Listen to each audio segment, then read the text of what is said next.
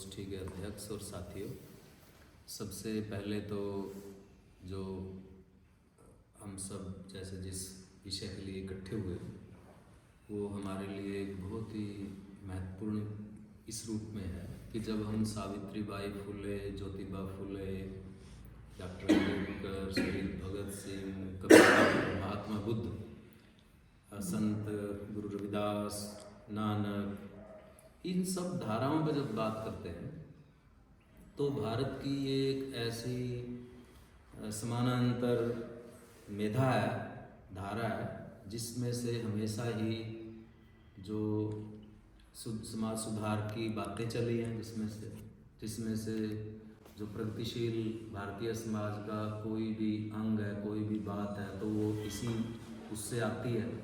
और यही हमेशा ही इसी ने समाज में एक वैचारिक उद्वेलन पैदा किया है। जो समाज में रूढ़ियाँ, बुराइयाँ, कुप्रथाएं, अमानवीयताएं, क्रूरताएं धर्म के नाम पे वैचारिक तौर पे जो लोगों के जीवन को बाधित करती रही है, उनको चुनौती इन्हीं ने प्रदान की है।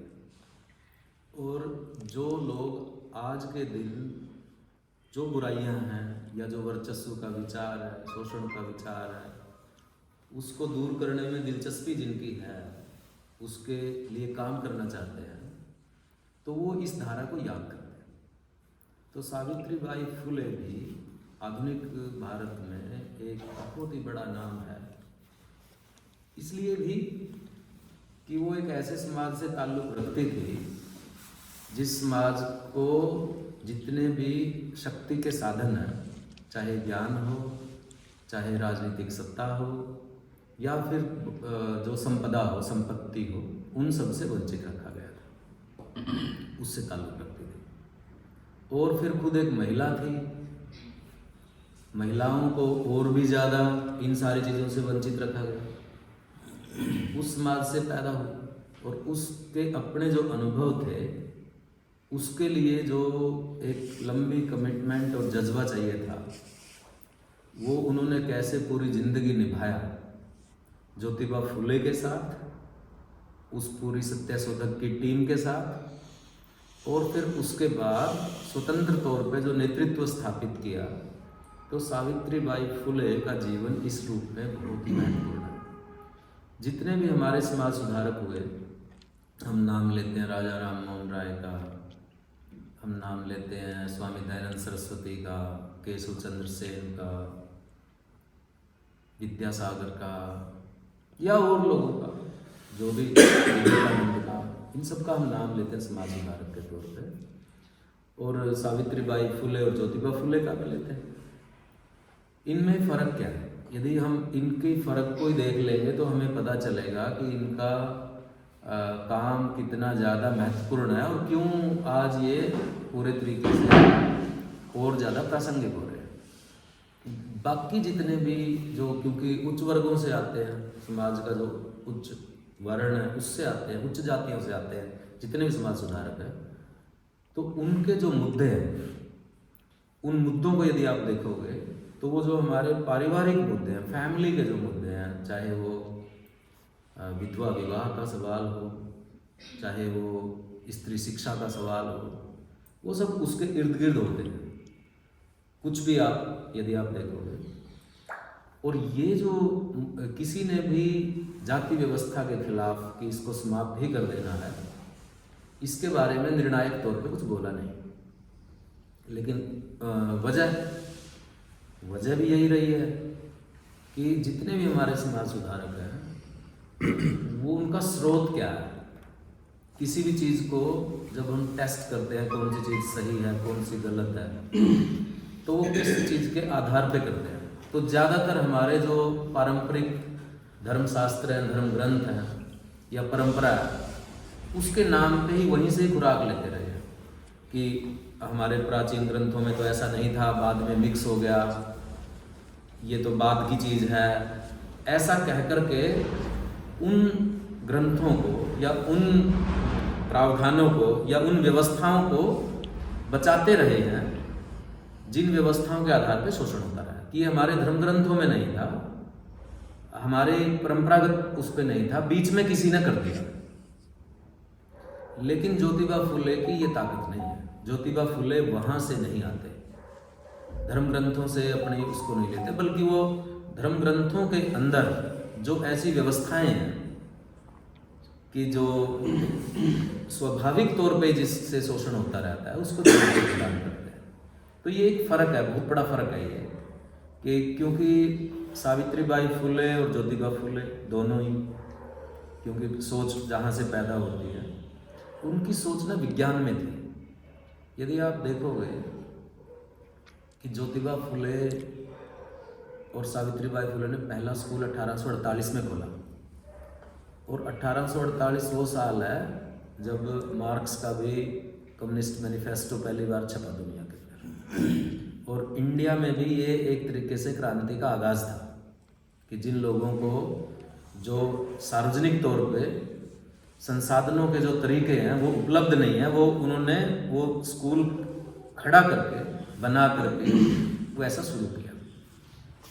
अभी ऐसा मैं क्यों कह रहा हूँ कि इनके विज्ञान में पैर है, इनका जो सोचने का तरीका वैसा है। ज्योतिबा फुले के भाषण छपे 1856 में, 1856 में 4 भाषण उनके छपे। सावित्रीबाई फुले ने उनको एडिट किया। और वो भाषण क्या है, तो यदि उनके टॉपिक भी हम देखेंगे कि प्राचीन समाज, गुलामगिरी और आदि समाज, ऐसे करके नाम है उनके, यानी कि इवोल्यूशन की तरफ वो बढ़ रहे हैं कि दुनिया कैसे बनी। हर एक जो समाज सुधारक है या जिसका भविष्य में भरोसा है, वो इस बात पे जरूर विचार करता है कि आदमी बना कैसे। जितनी भी सामाजिक संस्थाएं या प्रथाएं बनी, उनके जड़ें कहाँ हैं। और ये बात 1838 में किताब छपी, ओरिजिन ऑफ स्पीसीज करके, डार्विन की जो किताब है, मनुष्य के विकास की कहानी उन्होंने बताई। और उससे सारे ज्ञान के जगत में वो एक बहुत बड़ी क्रांति थी। उससे पहले हमारे धर्म ग्रंथों में बताया गया था कि आदमी, भगवान ने दुनिया बनाई, एक दिन भैंस बना दी, एक दिन गाय बना दी, एक दिन काली बनाई, एक दिन दौड़ी बनाई, ऐसे ऐसे था। हर धर्म ग्रंथ में अलग तरीके से दुनिया की उत्पत्ति की व्याख्या की गई है, बताया गया है। तो डार्विन ने इसको चैलेंज किया कि नहीं, ये ऐसे ऐसे इवोल्यूशन हुआ है, ऐसे ऐसे आदमी बनता चला गया, ऐसे ऐसे ऐसे ऐसे बना है। एक पूरा वो बताया कि कैसे चीज़ बनी है, उसमें मैं नहीं जा रहा।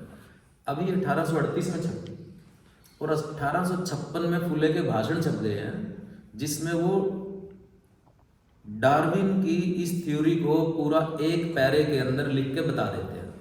मुझे नहीं लगता कि भारत में कोई विद्वान होगा भारतीय जिसने इससे पहले डार्विन को कोट किया होगा, डार्विन को किया होगा, क्योंकि फुले को एक सुविधा थी। सुविधा क्या थी कि वो पूना में थे, और पूना, बॉम्बे, यहाँ पे जो ईसाई मिशनरी थे वो वहाँ पे थे, जो स्कूल भी थे वहाँ पे उनके। तो एक तो उनके साथ, उनके संपर्क में होने की वजह से जो यूरोप में हो रहा था वो उनको सब पता लग रहा था। जो यूरोप की जितनी भी ये 1800 के बाद से लेकर के और 1850 तक यूरोप में इतनी खोजें हुई साइंस की, बहुत ही ज़्यादा खोज हुई साइंस की, इतनी तरक्की हुई, तो वो सारी तरक्की कैसे कैसे हो रही है, क्या हो रहा है, ये फुले को उपलब्ध था, क्योंकि वो उनके संपर्क में थे। और जो ईसाई मिशनरी भी थे फुले के संपर्क में जो थे, क्योंकि आप जानते हो कि जो ये जितनी भी साम्राज्यवादी शक्तियाँ थी, ये मैं उनके जीवन पे उस तरह का भाषण नहीं दे रहा, आप आपस में बात कर रहे हैं कि सावित्रीबाई फुले ने क्या किया, ये तो हम बहुत सारे लोग जानते हैं। उसकी जो बैकग्राउंड है मैं वो बता रहा कि कैसे ये बने, मेकिंग ऑफ फुले दंपत्ति, कि एक तो ये उनको उपलब्ध था, और दूसरा जो ईसाई मिशनरी भी बने मिले उनको, वो भी वो थे, क्योंकि जो दुनिया में जहाँ जहाँ अंग्रेज जा रहे थे, पूरी दुनिया में ही गए, पूरी दुनिया में गए, तो वहाँ उनको जहाँ वो जाते थे वहाँ के लिए ख़ास तौर पे ट्रेनिंग दी जाती थी कि जो इंडिया में आएंगे इंडिया में किस तरह का वो व्यवहार करे, कैसी बातें करे, कैसी कहानियाँ बनाए, कैसे वास्ता पड़ेगा। जो अमेरिका में जाएंगे उनका क्या है। तो फुले को वो मिले जिनको अमेरिका जाना था, और अमेरिका में उस समय पे इतने ज़्यादा स्ट्रगल हो चुके थे, गोरा काड़ा के गुलामी की जंजीरें वो हो चुका था। तो उसको वो पूरे अमेरिका की हिस्ट्री भी पता थी कि किस तरीके से गोरे लोगों ने नस्ल के नाम पे काले लोगों को एक तरीके से रंग भेद के तौर पे शोषण किया गया, दास्ता, गुलामी, कैसे स्लेवरी का जो पूरा क्रूर परिदृश्य और उसके खिलाफ जो संघर्ष है वो फुले को मालूम था। और कुछ वो अपने इस समाज का जो अनुभव है उनका वो था, जो उनको अनुभव हुआ। क्योंकि फुले तो स्वतंत्रता आंदोलन में अंग्रेजों को भगाना है, इसलिए वो पहलवानी करते थे, लाठी चलाना सीखते थे, मुदगर चलाना सीखते थे। फुले की तो ये सोच थी। लेकिन जब उनको, आपको पता है कि बारात जा रही थी उनके दोस्त की, ब्राह्मण लड़के की, तो उनको पीट पाट के भगा दिया। तो उन्होंने देखा कि ये क्या हो रहा है, कि मैं किसके लिए लड़ रहा हूँ। मेरे अपने समाज में यदि ये अंग्रेज चले जाएंगे या नहीं रहेंगे तो क्या होने वाला है। तो यहाँ या मैं ये कह रहा हूँ कि वो अपने एक्सपीरियंस के आधार पर चले गए, अपने अनुभव को ही उन्होंने अपने ज्ञान में कन्वर्ट किया, वो उसकी वो है। तो ये 3-4 चीज़ें मिलकर के फुले के तर्कों को एक आधार प्रदान करती है। तो वो उस समय की जो पूरी बहस है विश्व स्तर की, उसमें शामिल थे। और जब वो गए, पता चला यही जो उनका दोस्त है जिसकी बारात में से उसको भगा दिया था, वो पूरी ज़िंदगी दोस्त रहे। वो खुद भी बहुत ही प्रगतिशील बंदा था। तो उसके साथ वो देखने गए अहमदनगर एक जगह, वहाँ पे वो देखने गए। तो वहाँ पे जो ईसाई मिशनरी था, उसकी पत्नी मिस फरार करके, उससे बात हुई कि इंडिया की समस्या क्या है। उसने जो बताया, उस महिला ने, उसने बताया कि देखो भारत की सबसे बड़ी समस्या ये है कि यहाँ औरतें पढ़ी लिखी नहीं है, उनको ज्ञान नहीं मिलता। यदि यहाँ औरतें पढ़ी लिखी हो जाएं तो ये समाज सुधर जाएगा, ये बताया। और ये बात उसको जम गई, फुले को भी जम गई कि हाँ ऐसा होना चाहिए। यदि महिलाएं, लड़कियों की यहाँ एजुकेशन होगी, इसीलिए उन्होंने लड़कियों के लिए स्कूल खोले ना सबसे पहले, तो मतलब ज़्यादा तेज़ी से तरक्की होगी। अभी लड़कियों के लिए सोच लिया, लेकिन लड़कियों के लिए पढ़ाएगा कौन लड़कियों को? कोई टीचर नहीं है। तो सबसे पहले उसकी प्रेरणा से फुले ने अपनी पत्नी सावित्रीबाई फुले को पढ़ाया। सावित्रीबाई फुले तो अनपढ़ थी पहले तो उसके पति ने पढ़ाया। और ये इतना बड़ा काम है, अपनी पत्नी को तो महात्मा गांधी ने भी निपटाया, अपनी पत्नी को तो डॉक्टर अम्बेडकर ने भी निपटाया। फुले एक ऐसा आदमी है जिसने सबसे पहले अपनी पत्नी को पढ़ाया। और पढ़ाया किस लिए? ताकि वो टीचर बन सके और लोगों को पढ़ा सके।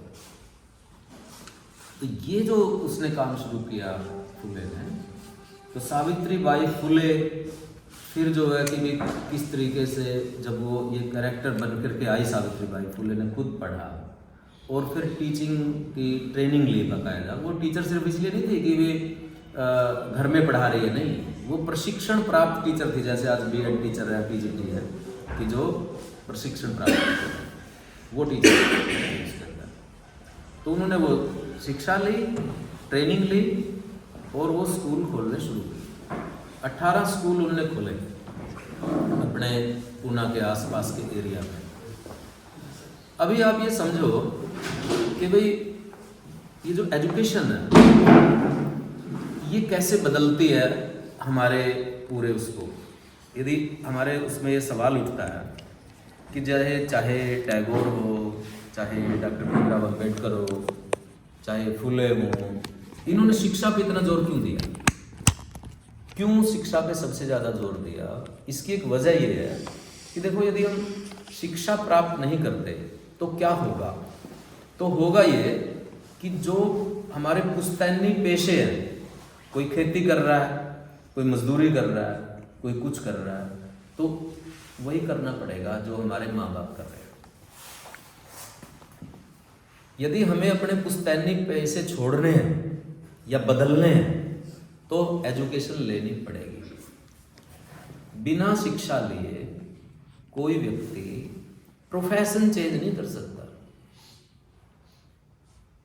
अभी प्रोफेशन चेंज हो रहे हैं, अभी पेशे चेंज हो रहे हैं। जैसे ही पेशा चेंज होता है तो आदमी की लाइफ बदल जाती है, आदमी का तरीका बदल जाता है।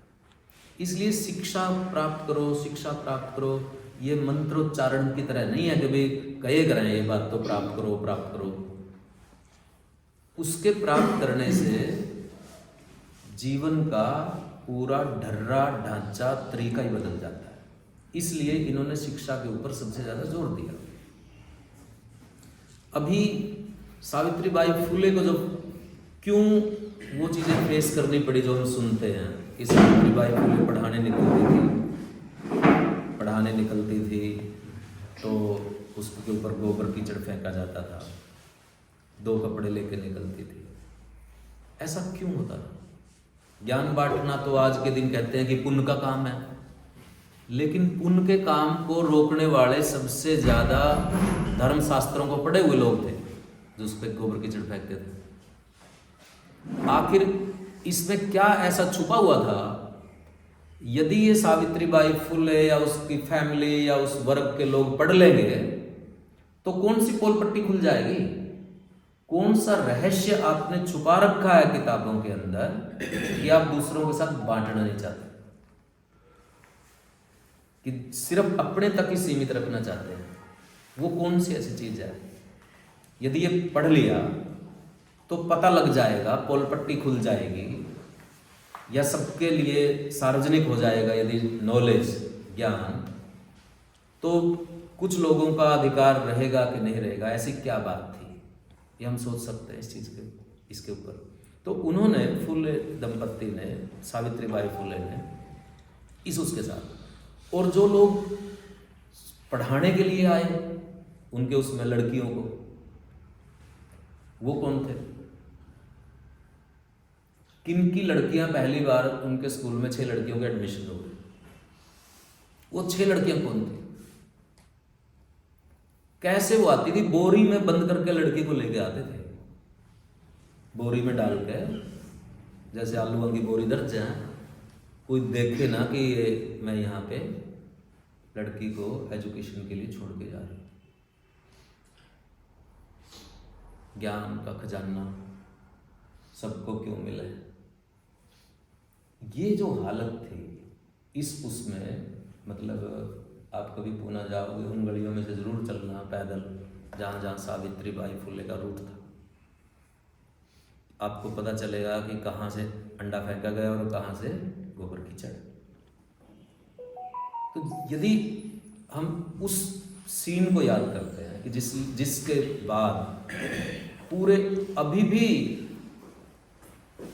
ये जो अनपढ़ समाज है, वंचित दलित समाज है, अभी भी उसमें ज्ञान की उतनी इच्छा नहीं है। जबरदस्ती पीट पीट के भेजने पड़ते हैं ना अपने बच्चे, अपने को स्कूल में छोड़ के भाग जाते हैं। ये इच्छा ही मर गई, इतने लंबे समय तक इससे दूर रखा गया कि नॉलेज प्राप्त करने की, खुद ही कहते हैं कि मैंने नौकरी तो करने के लिए करूंगा पढ़ के, है ना, मैंने ये तो करना नहीं, मैं क्या करूंगा पढ़ के, क्या करेगा ये पढ़ के?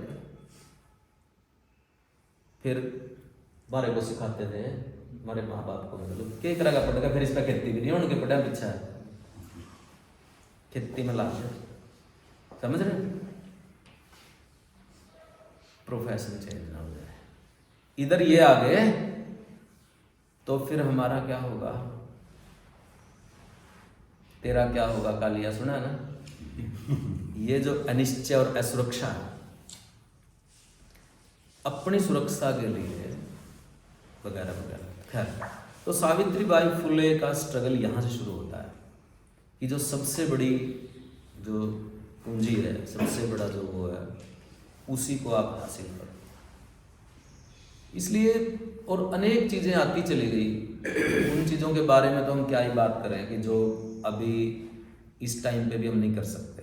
देखो, एक सावित्रीबाई फुले का एक काम है, उससे आप अंदाजा लगाओ क्या काम है कि भाई एक औरत है, घरों में छोटी छोटी बच्चियों की शादियां होती थी, विधवाएं होती थी,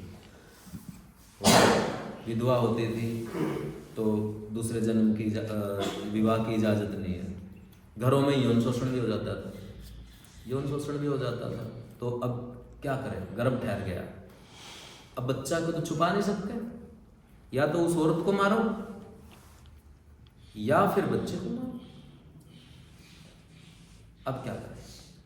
कितनी बड़ी ये समस्या रही होगी उस टाइम पे।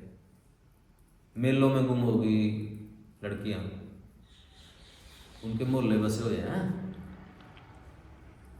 तो ये जब उनके सामने ये बात आई, एक महिला थी जिसका इसी तरह से हुआ, उसने क्या किया, अपना बच्चा मार के और कुएं में फेंक दिया, जो पीने का पानी वाला था। वो पानी सड़ गया, पानी सड़ गया। तो पानी सड़ने से उसकी जांच हुई तो पता चला कि ये फला महिला का है, उसको सजा हुई। अंग्रेजी रूल था, उसको सजा हुई। इस घटना ने, और एक और घटना जो फुले के सामने महिला जो है नदी में डूब के मर रही है, तो पूना में नदी निकलती है, उसमें डूब के मर रही है, और वो बाजू पकड़ के उसको घर ले आया कि, और उसकी प्रसूति गृह फिर ये खुल गया कि कोई भी महिला यहाँ बच्चा जन सकती है, उसकी पहचान गुप्त रखी जाएगी, चाहे तो अपना बच्चा ले जा सकते हैं, चाहे तो हम उसका पालन पोषण करेंगे। और ये किस समाज की समस्या थी? ज़्यादा समस्या ये थी अपर कास्ट समाज की, जो ज़्यादा शास्त्रों को मानता था। सीधे तौर पे कहूँ तो ब्राह्मण समाज, जो शूद्र समाज है, जो ज़्यादा उस तरह के, उनकी तो ये ज़्यादा समस्या नहीं थी, वो तो पुनर्विवाह हो जाते थे उनमें।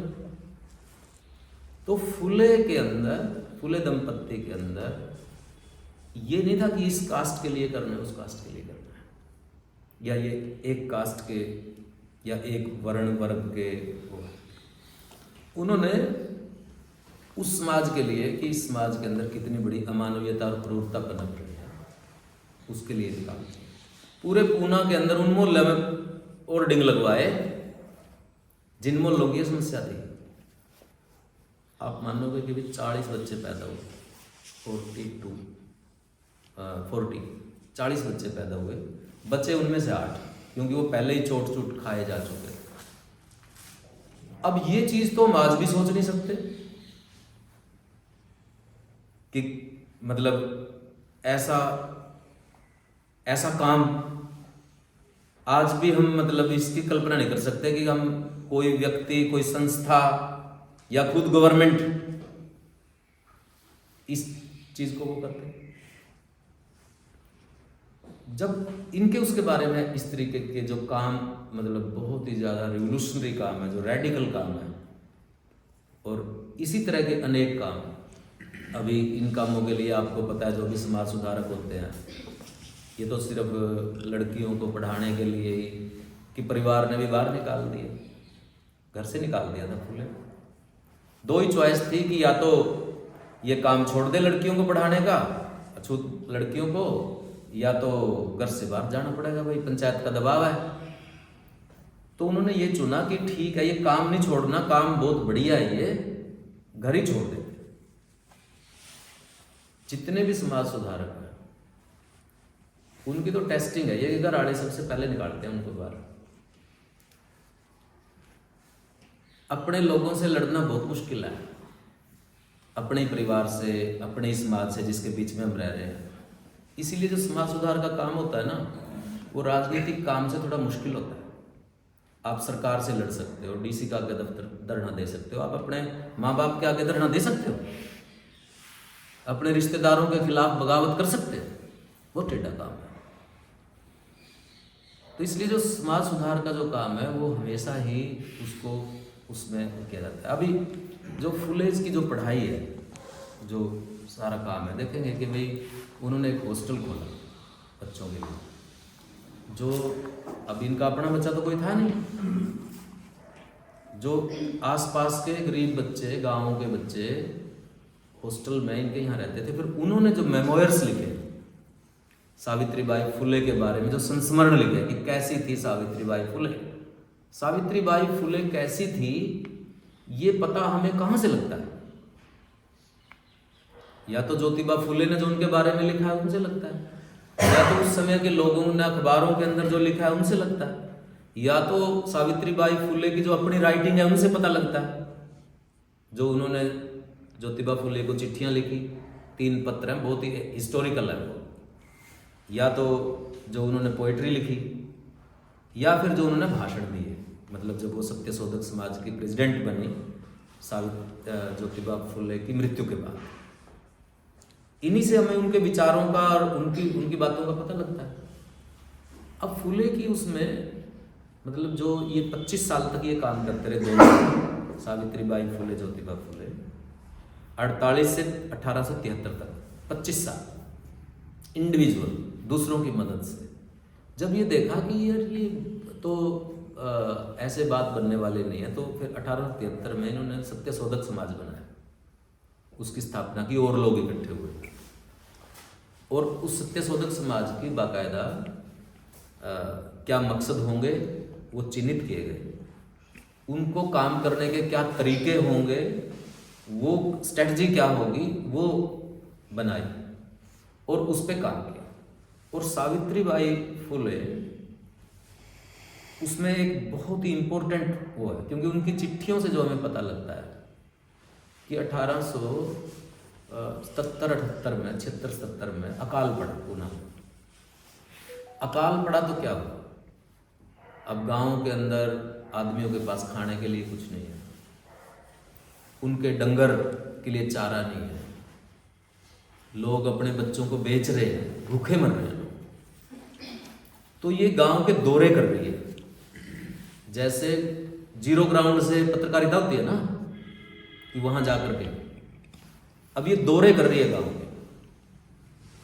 और इसके जो सत्य शोधक के जो टीम है, कार्यकर्ता है, उनको पकड़ लिए पुलिस ने, डाकू है ये तो वो जब कमिश्नर से जो वहां के वो थे उसके साथ बात करती है कि आपको ये ऐसे दिख रहे हैं क्या?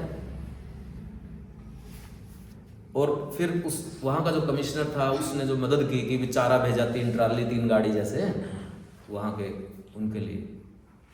तो इससे ये पता लगता है कि सावित्रीबाई फुले जो उस समय का सबसे बड़ा ऑफिसर था उसके साथ डिस्कशन कर रही है, गांव का दौरा कर रही है, लोगों को समझा रही है, वो फील्ड में है, लोगों के साथ वो है। इससे ये पता लगता है कि सावित्रीबाई फुले सिर्फ ज्योतिबा फुले की धर्मपत्नी नहीं है, सिर्फ लड़कियां आ गई और घर में बैठ कर ट्यूशन पढ़ा रही है, ये काम नहीं है।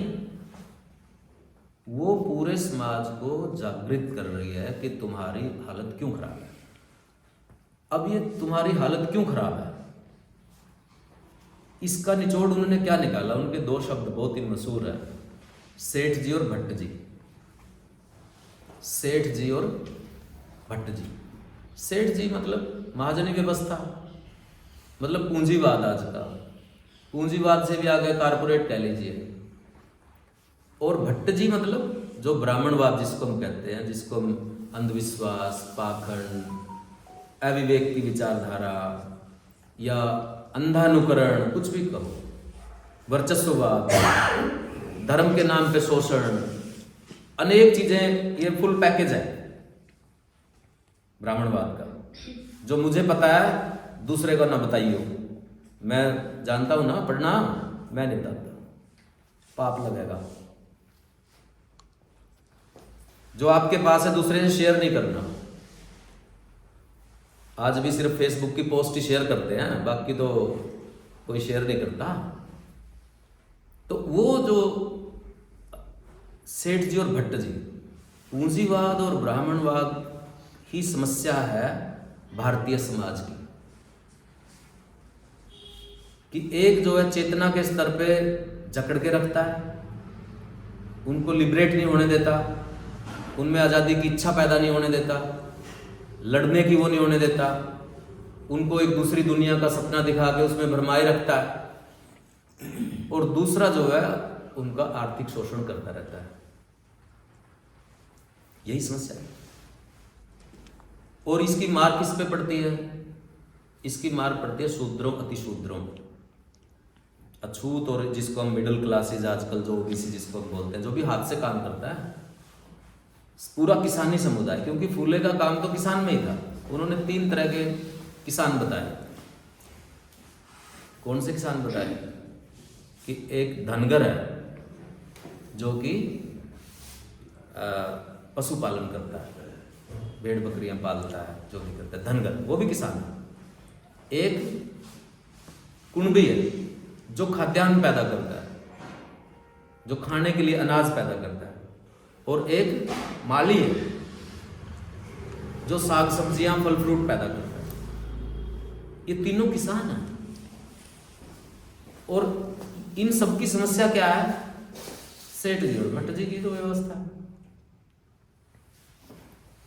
तो ये उन्होंने उनकी स्टडीज का निचोड़ है, और इससे छुटकारा पाने के लिए अनेक उपक्रम उन्होंने किए। सावित्रीबाई फुले एक महिला होते हुए उस समाज की आप कल्पना करो, और वो पूना है, वो ऐसे ही है जैसे बनारस है। पूना भी आप समझते हैं, पूना जब कहते हैं पुण्य नगरी है वो भी सीट ऑफ वो है, और बनारस भी सीट ऑफ। यहीं पे मध्यकाल में कबीर, गुरु रविदास, जितने भी हमारे गुरु हैं, ये जितने भी मध्यकाल के क्रांतिकारी ईश्वर हैं, ये कहाँ से पैदा हुए? बनारस से। अभी भी बनारस किस चीज का प्रतीक है, समझ रहे हो ना आप मैं क्या कह रहा हूं? बनारस में क्यों आता है? जो भी सब कुछ वही है, वहीं से क्यों मतलब वो लेना चाहता है? और मॉडर्न इंडिया में पूना, ये पैरेलल है। इसलिए जो आधुनिक समाज के अंदर जो वहाँ से इन्होंने वो बात शुरू की, अनेक चीज़ें करते चले गए। बहुत सारी घटनाएं, बहुत सारी चीज़ें हम उनकी डिस्कशन कर सकते हैं। एक घटना और बता के फिर हम अपने समाज पे बात करते हैं थोड़ी सी, कि देखिए जो सावित्रीबाई फुले, अब इनका कोई अपना बच्चा नहीं था इस दंपत्ति का। अभी जो लड़का अडॉप्ट किया वो उन्हीं 40 बच्चों में था, यशवंत राव, उसका नाम रखा इन्होंने, यशवंत राव। अभी यशवंत राव को पढ़ाया लिखाया, वो बहुत अच्छा डॉक्टर बना मतलब, और उसकी शादी में भी दिक्कत आई, क्योंकि इंटरकास्ट जो मैरिज है उस टाइम पे कैसे हो। फिर जो है इस चीज़ में दिक्कत आई कि ये जो लड़का है यशवंत राव और ज्योतिबा फुले की डेथ हो, कैसे हुई क्या हुई उस कहानी को छोड़ रहा हूँ। तो घर के अंदर ही विरोध हुआ किस चीज़ का, कि क्योंकि वो जो लेके चलता है ना मटकी, जो संस्कार करता है, अभी वो उसके संपत्ति का उत्तराधिकारी वो होगा जो लेके चलता है।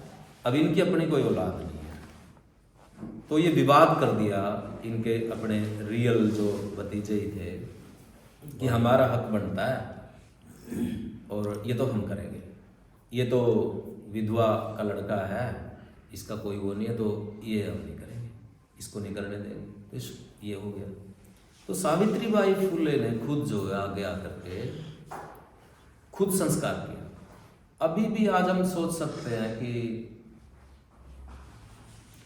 महिलाओं को शमशान घाट में जाने नहीं दिया जाता, बाहर ही रोक देते हैं। खुद जो है ये काम किया, दाह संस्कार किया, मुखाग्नि दी।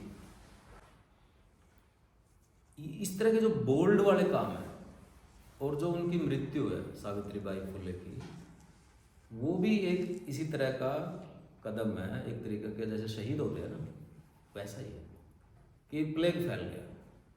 96-97 का प्लेग मशहूर है पूना का।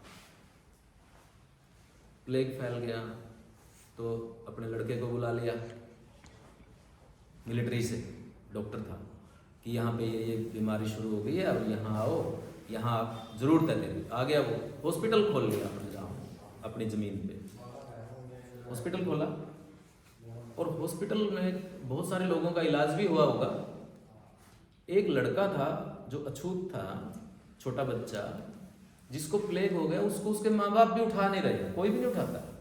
कोरोना में भी देखा ना आपने, कितने बड़े बड़े लोगों को उनके बच्चों ने ये कर दिया कि नहीं, हम नहीं ये करेंगे कभी। तो सावित्रीबाई फुले उस लड़के को उठा के लेकर आई, और उसी से सावित्रीबाई फुले को प्लेग ग्रस्त हो गया। सावित्रीबाई फुले को पता था कि प्लेग एक छूत की बीमारी है, इससे मर भी सकता आदमी, फिर भी उसने ऐसा किया। आप जानते हो कि इसमें मृत्यु हो सकती है, फिर भी आप ऐसा करते हो, शहीद यही तो होते हैं, क्या।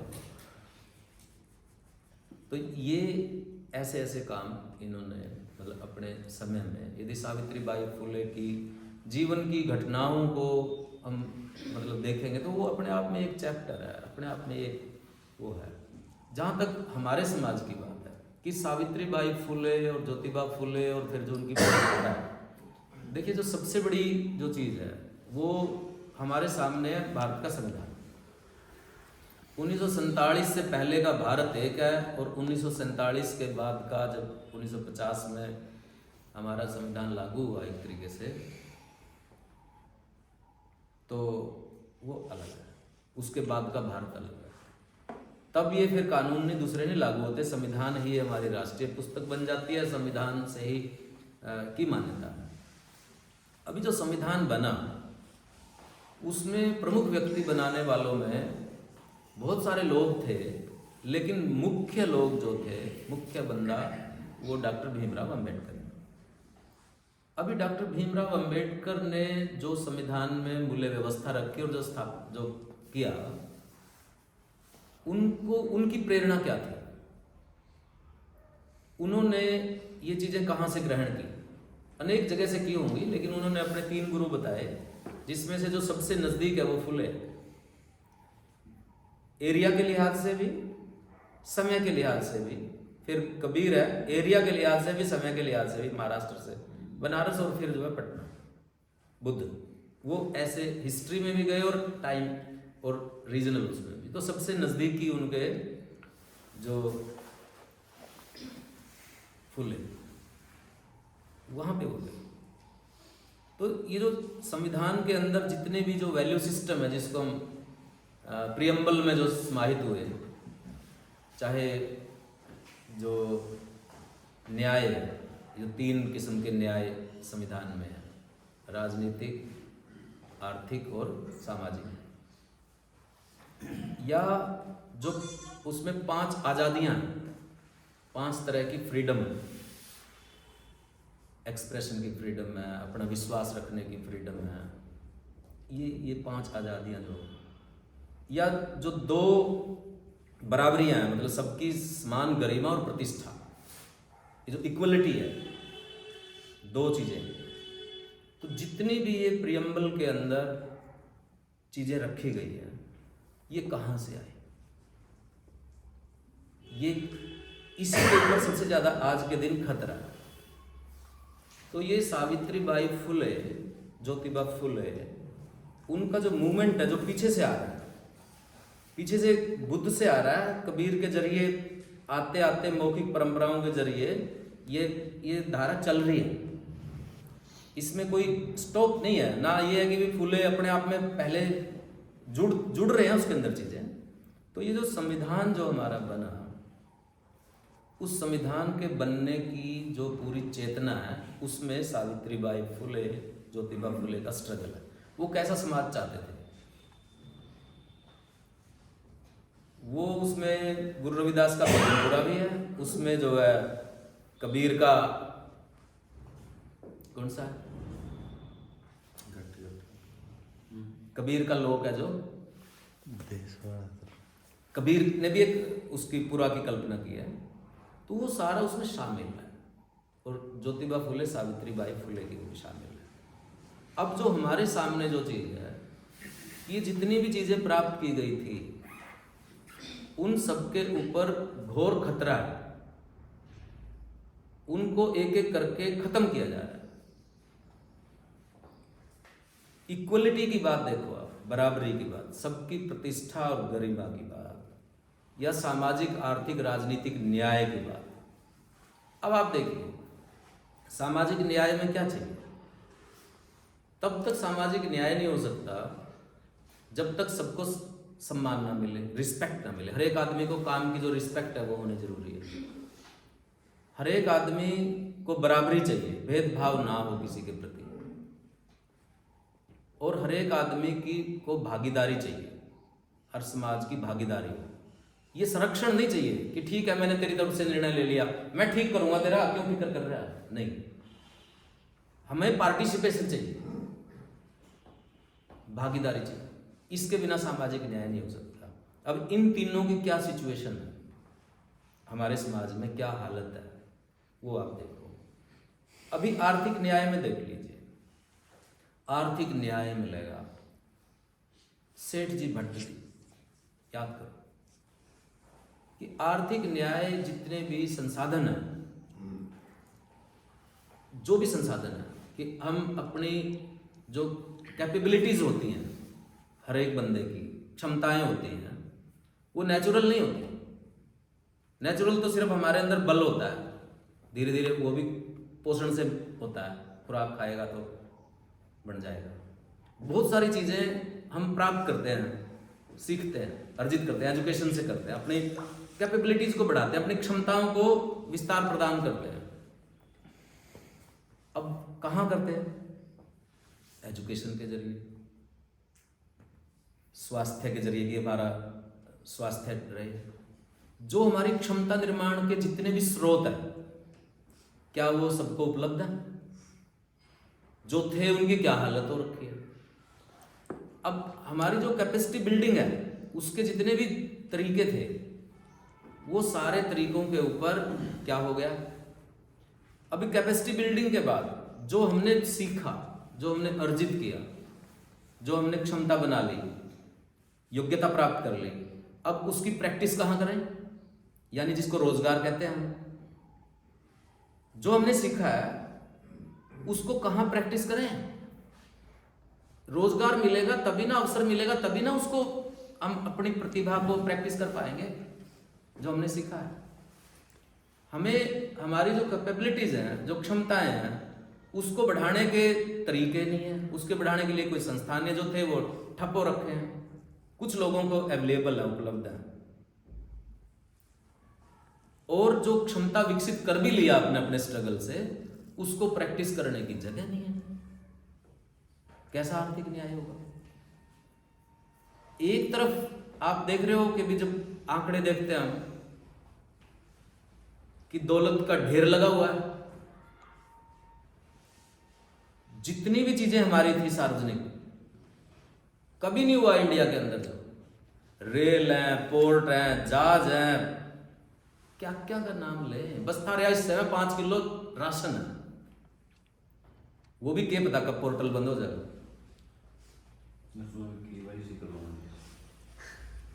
बाकी सब चीजें कहां हैं?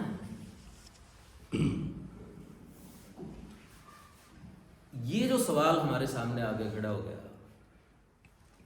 जो सावित्री बाई, ज्योतिबा फुले के लड़के लड़कियां हैं, जो उन्होंने स्ट्रगल करके एक रास्ता दिखाया था, इच्छा पैदा करी थी, चाह पैदा करी थी, उस सपने को किल किया जा रहा है, मारा जा रहा है।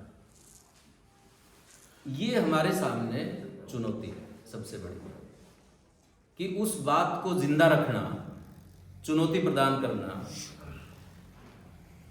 और कैसे इसको बनाए, कैसे इसको बनाए। हमारे समाज की, हमें तो काम पे लगा रखा है, हमारे लोगों को क्या काम पे लगा रखा है? कि जाओ कावड़ लेकर आओ, इससे आपको बहुत सम्मान मिलने वाला है, थोड़ी बहुत इज्जत भी मिलती है, खाली फिरा है। चलो हर रोज कोई ना कोई स्कीम आ रही है।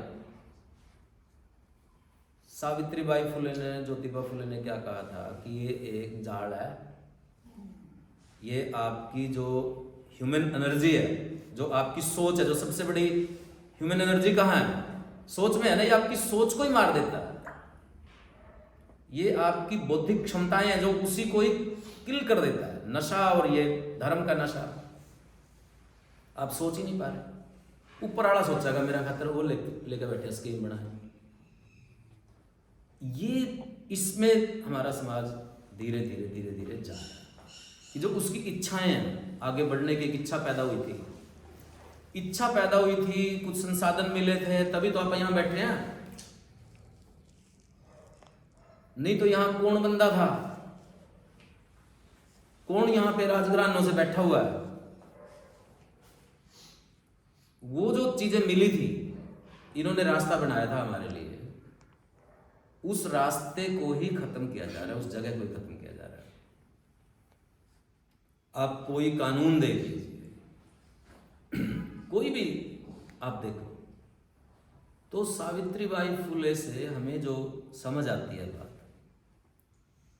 कि सिर्फ ये सरकार से लड़ाई नहीं है, ये संघर्ष क्या है कि जो हमारे लोग हैं उनके क्या हो गया, उनका दिमाग कैसे पैरालाइज हो गया, लकवा मार गया उनको, सोचने की शक्ति गायब हो गई उनकी, उनके दिमागों का अपहरण हो गया।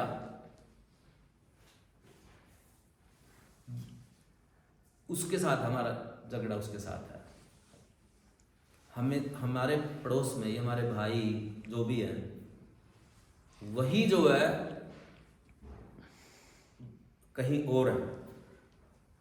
तो हमारा समाज और सावित्रीबाई फुले का कनेक्शन इस रूप में बनता है कि जैसे उन्होंने जगाया था, जो वहाँ उपलब्ध नहीं था उसको उपलब्ध करने की व्यवस्थाएं बनाई। सरकारों से ही मांग नहीं की, खुद 18 स्कूल खोले। क्यों तुम्हारी दुर्दशा हो रही है? सावित्रीबाई फुले के 5 भाषण हैं, 5 भाषण, मैं सिर्फ उनके हेडिंग पढ़ता हूँ, उससे आप देख लीजिए कि क्या उन्होंने 5 भाषणों के अंदर जो उन्होंने कहा, उसी से आपको अंदाजा लगेगा कि ये सावित्रीबाई फुले उद्यम मतलब परिश्रम, शिक्षा, सदाचार, व्यसन और कर्ज, ये इन 5 चीजों पे छोटे छोटे भाषण दिए उन्होंने, प्रेरणा दी। कर्जा, नशा, व्यसन यानी कि परिश्रम, शिक्षा और सदाचार, ये जो 5 चीजें हैं, यदि हमारा कैरेक्टर बिल्डिंग ही नहीं है, हमारे लोगों में मजबूती ही नहीं है, तो क्या होगा? एक बुर्की फेंका का कोई और भाग जाएंगे। देखे ना, मंडी लगी हुई है। ये यदि हम इनकी उससे सावित्रीबाई फुले जो इन्होंने बताया, अज्ञानता को उन्होंने सबसे बड़ा शत्रु माना। मैं कविता लिखी ना कि भाई अज्ञान जो हमारा है ये सबसे बड़ा शत्रु है, इसको पिट्टो। पिट्टो मतलब ये नहीं, पहला पिट्टो, जैसे गांव में चोर पकड़ ले करते, पहला पिट्टे करते फिर पुलिस तक देना थे, ये था ना। पिट्टो और फिर खदेड़ो, ये दलिद्र है, जिसको दलिद्र कहते थे ना, अज्ञानता। और अज्ञानता ही नहीं बल्कि एंटी ज्ञान। अज्ञानता तो होता है चलो हमें पता नहीं है, हमें गलत बताया जा रहा है, उल्टा हमारे दिमाग में कुछ और भरा जा रहा है, और भी काम ज्यादा शुरू हो गया। तो ये सावित्रीबाई फुले का जो पूरा का पूरा संघर्ष है, तो इसी रूप में है, क्योंकि उन्होंने जितनी भी चीज़ें देखी, जितने भी उनके रोल बनते हैं, छोटी छोटी चीज़ों पे भी कि अपने इतिहास को, अपने महापुरुषों को ऐसे ऐसे खोज के लेकर के आए। मतलब आप देखो कि आपको जानकारी होगी ज़्यादातर साथियों को कि शिवाजी महाराज जो इतने बड़े इस टाइम पे महाराष्ट्र के प्रतीक पुरुष है एक तरीके से, उनके बिना कोई फंक्शन नहीं होता। शिवाजी महाराज की जो मड़ी थी जिसको हम बोलते हैं, वो सबसे पहले किसने खोजी? ज्योतिबा फुले। वो खोज के लेकर आए कि कहाँ है वो, क्यों गए वो वहां पे उस छोटी सी मड़ी के लिए जिसके ऊपर ये लगा, लिखा है उन्होंने कि वहां पे ये जमा हुआ था पूरा, उसके ऊपर पूरा एक खंड काव्य लिख दिया, शिवाजी का पवाड़ा। क्यों? क्योंकि कि शिवाजी जो है शूद्रों के राजा हैं, उन्होंने पावर प्राप्त की थी, सत्ता हासिल की थी, लड़के स्ट्रगल करके। यदि हमारे लोगों को सत्ता लेनी है तो शिवाजी जैसे कैरेक्टरों की किस्से घरों में सुनाने पड़ेंगे। यदि हमें पावर के स्ट्रगल में है तो पावर की चीजें, राज प्राप्त करने की चीजें लेनी पड़ेगी। गुरु गोविंद सिंह ने लिखा, यूं ही कोई किसी को राज न दे है, जो ले है निज बल से ले है। यूं ही कोई किसी को राज न दे है, जो ले हैं निज बल से ले हैं। गुरु गोविंद सिंह इतना सा बच्चा था जब से उसकी जिंदगी के अंदर स्ट्रगल शुरू हो गया था। 4-4 पीढ़ियां खपी इस आदमी की, 4-4 पीढ़ियां शहीद हुई इस परिवार की। गुरु गोविंद सिंह इतनी बड़ी सेना बनाई। उसका अनुभव है ये कि जो ले है निज बल से ले है। ये निज बल क्या है? अपनी ताकत क्या है? अपनी ताकत, अपनी कमिटमेंट की, अपनी नैतिक उच्चता की, अपनी ब्रॉडर जो है उसकी ताकत है। सिर्फ फौज की नहीं है कि ज्यादा फौज बना लो बस। निज बल से ले है। बल तो कई तरीके के होते हैं। तो ये जो बल है, जो आत्मिक बल है, मानवीयता का जो बल है, वो पैदा यदि हमारे उसमें होता है तो इसलिए ये जो हमारे सामने फेक हिस्ट्री, फेक कैरेक्टर, सारा कुछ एक ऐसी दुनिया बनाई जा रही है, मतलब जिसको क्या बोलते हैं आजकल जो AI 3D, मतलब वो जो दुनिया जिसके अंदर आप एक बार एंट्री कर गए तो बस फिर उसमें गए। वर्चुअल आभासी, हाँ, वर्चुअल दुनिया, मेटावर्स जैसे होता है कि भाई हाँ ठीक है उसके अंदर। तो वो जो दुनिया है उसकी जगह अपने को रियल दुनिया के अंदर बात करनी पड़ेगी। तो सावित्री बाई फुले का तो यही मेरे दिमाग में जो अभी सूझा बात करते करते तो यही मेरे को लगता है। बाकी और साथी लोग जोड़ेंगे इसमें चीज़ें कि किस तरीके से हमारे सामने जो चुनौती है वो आगे बढ़ेगी। ये बात है उसकी मैं 2 घटनाएं सुना देता हूँ आपको, फुले पे आप जानना चाह रहे हो। एक घटना ये है कि स्वामी दयानंद सरस्वती जहाँ जब उन्होंने आर्य समाज की स्थापना की और उसके बाद वो पूना में बुलाए, और बुलाए किसने? बुलाए जो उस टाइम पे महादेव गोविंद रानाडे का नाम हम सबने सुना होगा, MG रानाडे बोलते हैं। और ये पूना में तहसीलदार जैसे होते हैं ना आजकल, ऐसे रेवेन्यू ऑफिसर थे, बहुत बड़े पद पे थे, मैं ये कह रहा हूँ, जज थे एक तरीके से।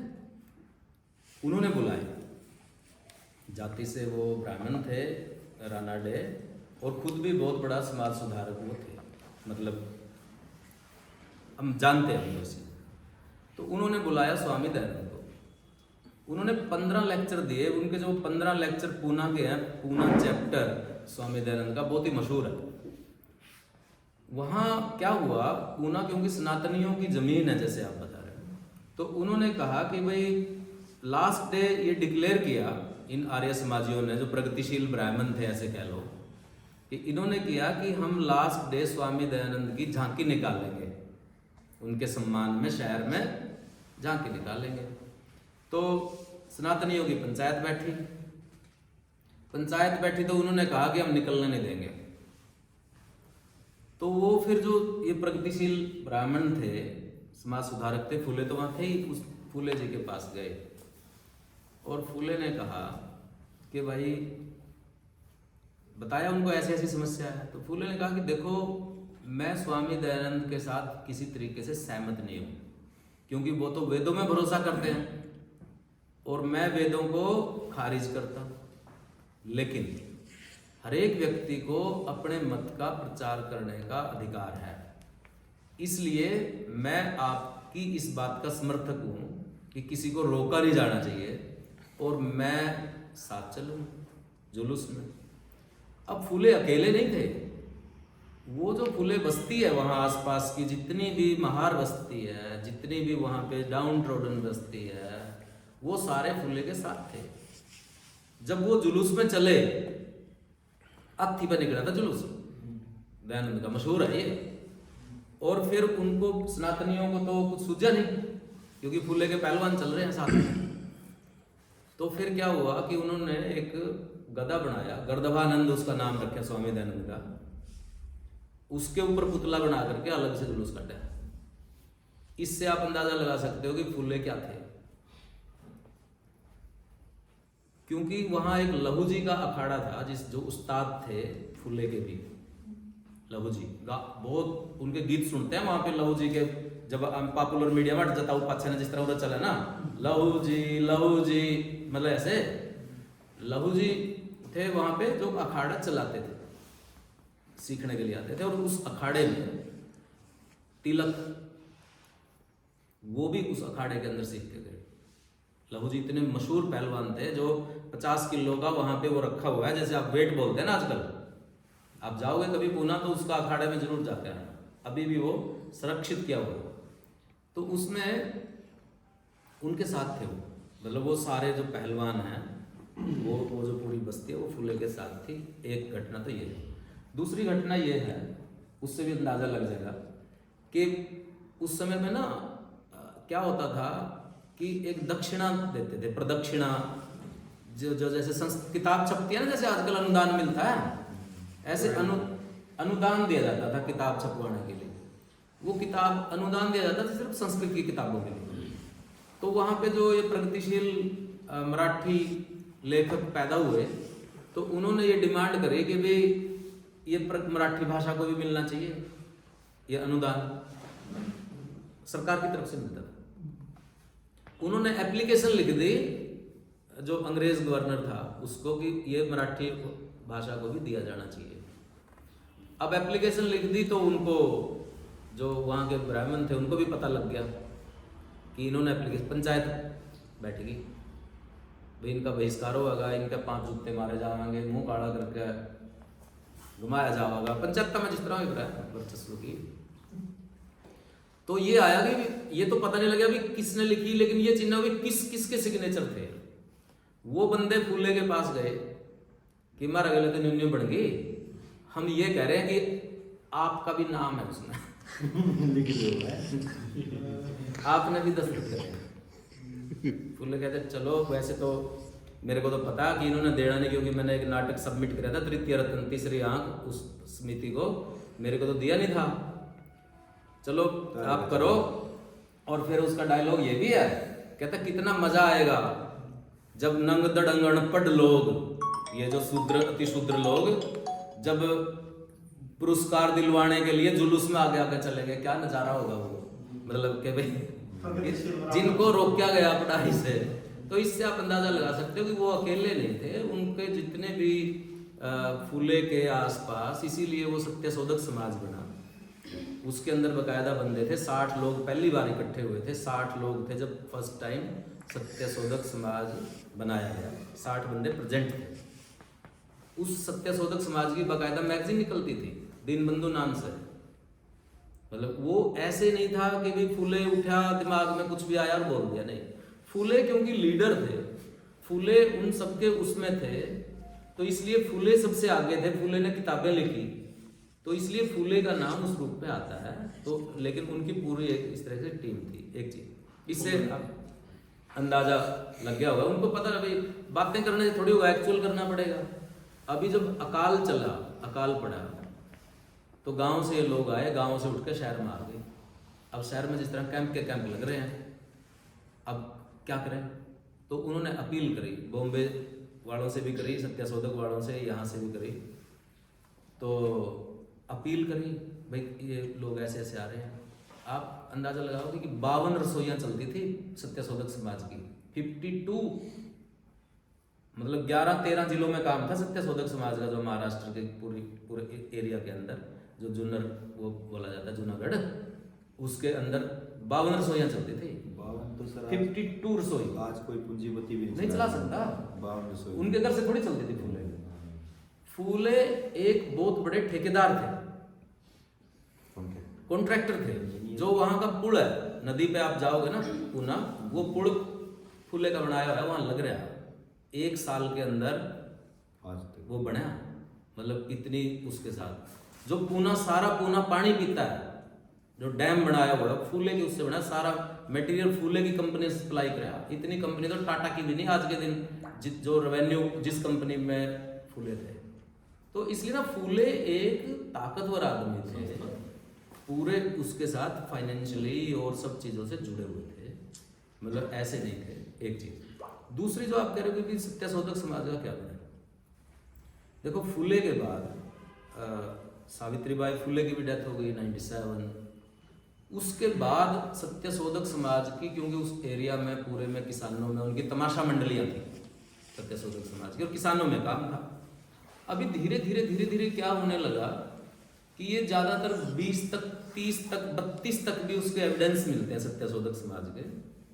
उसके बाद जो ये पॉलिटिकल मूवमेंट शुरू हुआ डायरेक्ट, मतलब फूले का आंदोलन ज़्यादातर समाज सुधार का आंदोलन है। उसके बाद ये कांग्रेस बनी, और फूले इस बात में थे कि कांग्रेस एक पढ़े लिखे ब्राह्मणों का जमावड़ा है, इसमें आप मत जाइए। मतलब जो उनकी जो पोजीशन थी उस टाइम पे ये थी। जब कांग्रेस का वहां पे सेशन हुआ बॉम्बे में, तो फूले ने एक किसान की तस्वीर बनाई, वहां पे पुतला बनाया, ये कहा कि इसकी तरफ भी देखो, इसकी भी बात करो। मतलब शुरू से ही जब यदि वो मतलब इन सारी चीजों के ऊपर वो करे, जब जहां सेशन होना था ना, उसके सामने दरवाजा बनाया एक, जैसे ये ऐसे नहीं बना सकता, खैर। तो वो मूवमेंट जो है 20 से 30 तक कुछ एविडेंस मिलते हैं उसके बाद वो खत्म हो गया, क्योंकि पॉलिटिकल मूवमेंट्स का दौर शुरू हुआ। जो समाज सुधार आंदोलन है वो पीछे चले गए, और राजनीतिक आंदोलन, राजनीतिक बातें शुरू होने लगी, पॉलिटिकल मूवमेंट बन गए, सोशल मूवमेंट नहीं बने। तो वो इन्हीं का हिस्सा बन गए जो ये राजनीतिक आंदोलन थे। कुछ अम्बेडकर में हो गए, कुछ जो है कांग्रेस में चले गए। तो इस तरीके से उसका मतलब क्या बोलेंगे कि भाई विलय हो गया, या विघटन हो गया, या वॉश आउट हो गया, कुछ भी नाम दो उसका। तो सत्याशोधक समाज की अपने समय में एक भूमिका रही, उसके बाद वो खत्म हो गया, इनमें मर्ज हो गया, इन्हीं के अंदर ही विलय हो गया, क्योंकि डायरेक्ट पॉलिटिकल मूवमेंट शुरू हो चुके हैं। वही वो टाइम है, आप यदि 20 के बाद देखोगे, इंडिया की जो पूरी पॉलिटिक्स है वो यही दौर है, 24, 25, 26, 27, बस यहाँ से डिसाइड हो जाता है। मतलब जलियांवाला बाग सबसे बड़ा, उसके अंदर एक कांड होता है जलियांवाला बाग। उसके बाद ही शहीद भगत सिंह आते हैं, उसके बाद ही राम प्रसाद बिस्मिल आते हैं, उसके बाद ही सावरकर आते हैं सीन के ऊपर। उससे पहले तो जेल में है, ठीक है, कोई धारा नहीं है, सावरकर आते हैं। उसके बाद ही मुस्लिम लीग आती है, जो पूरा जीना का जो रूप है। उसी टाइम पे कांग्रेस बनती है एक्चुअली। मतलब जो पॉलिटिकल मूवमेंट है वो ये जो 20 से 30 के बीच का जो दशक है, इसी में ही अम्बेडकर आते हैं। तो ये 24 नहीं ठीक तो थे, पॉलिटिक्स शुरू हो गई थी उनकी, मतलब मुस्लिम लीग शुरू हो गई थी, पॉलिटिक्स शुरू हो गई थी, ठीक तो थे ही, ठीक की तो कोई दिक्कत नहीं। तो मतलब इस तरीके से ये जो मूवमेंट है 23, 24, 25 का ये समय है, और उसी के अंदर जितने भी छोटे छोटे सत्यशोधक टाइप समाज होंगे वो सभी इन्हीं के अंदर ही रड़म पड़म हो गया इनका। ऐसे मैं तो ऐसे देखता हूँ। बाकी साथी अच्छा, देखो बात ये 3 महिलाएं थी, हाँ जी। और ये 3 महिलाएं सत्यशोधक समाज की या फूले दंपत्ति की उपलब्धि है। एक सावित्रीबाई फुले, एक पंडिता रमाबाई और एक ताराबाई शिंदे। बोले 3 बड़ी महिलाएं हैं जो इंडिया का जो वीमेन इंटेलेक्ट है ना, जहाँ से शुरू होता है वो है। और ये तीनों उसकी पैदाइश है।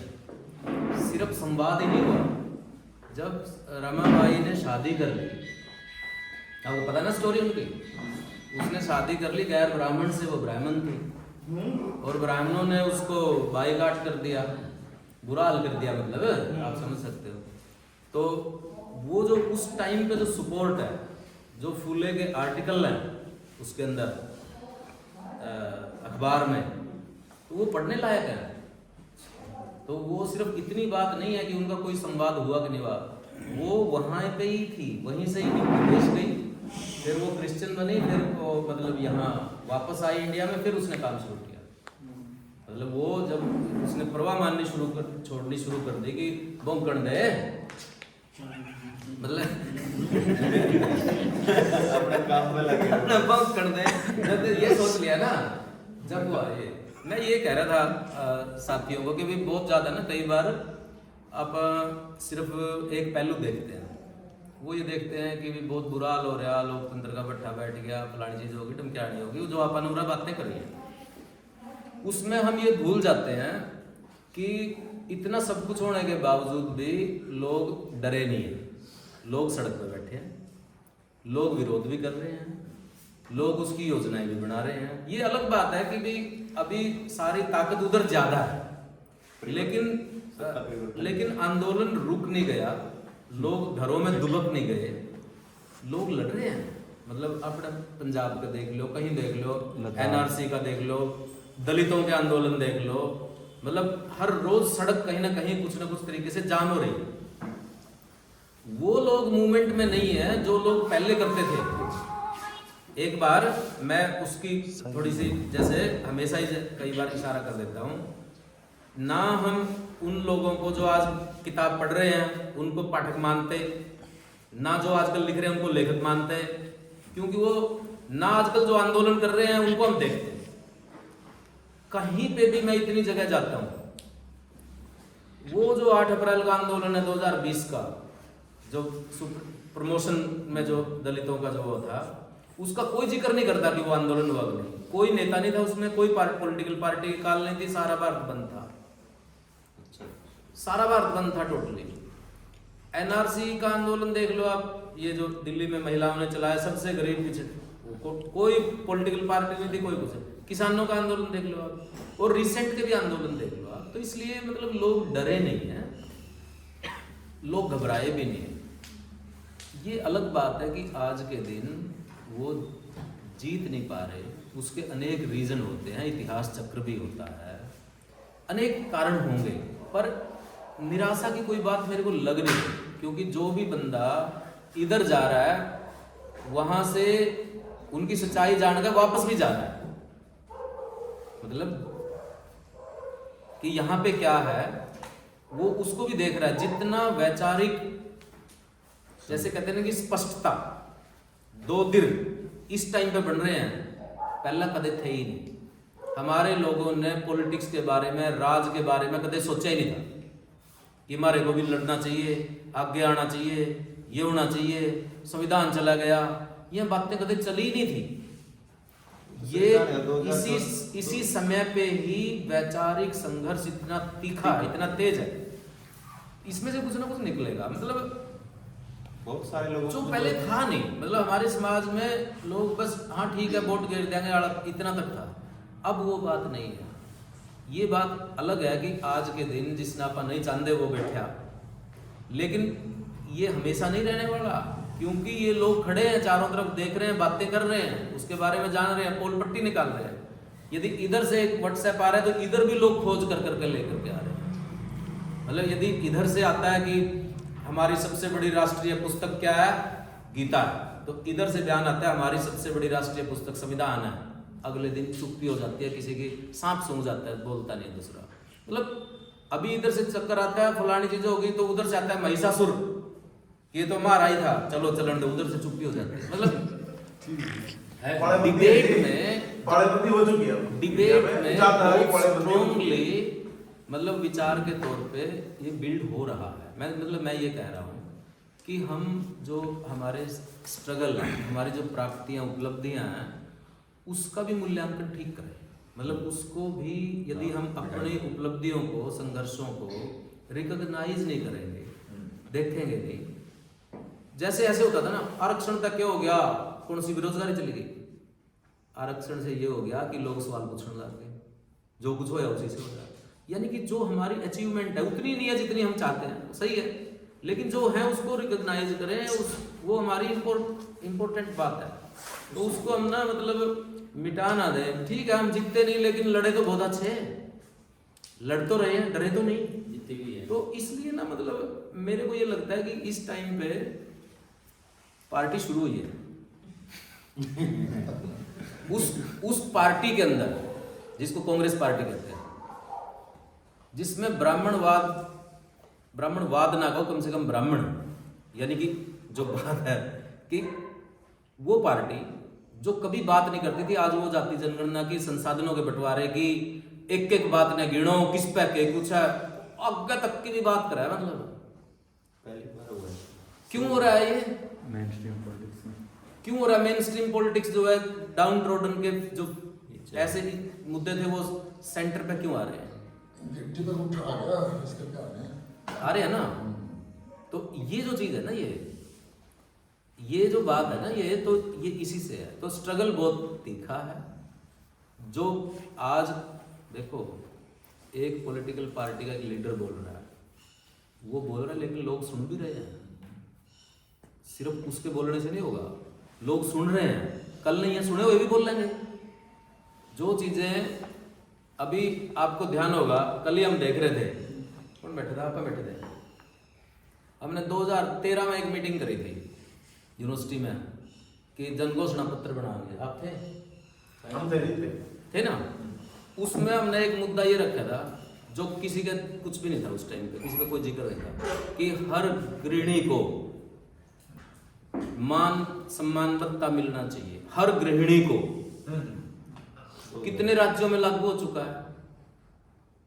किसी को हम भी बात करा दें कि भाई ये जन घोषणा पत्र में रखा कि भाई हर महिला को 2000-3000 मंथली सम्मान भत्ता मिले, क्योंकि वो हमारे जनरेशंस को बड़ा करती है।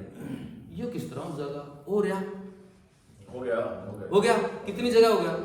एक उसमें हमने बहुत ही क्रांतिकारी बात लिखी थी जो आज तक कोई नहीं है किसी ने छेड़ी, कि जो भी लैंडलेस है गाँव में, उस और जो पशुपालक है उसको चारे की व्यवस्था सरकार करे।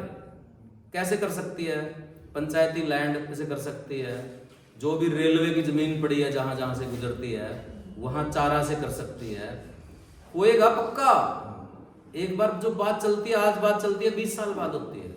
तो आप ये ना सोचो कि स्ट्रगल बंद हो गया, वो बात होगी जो आपके दिल में है।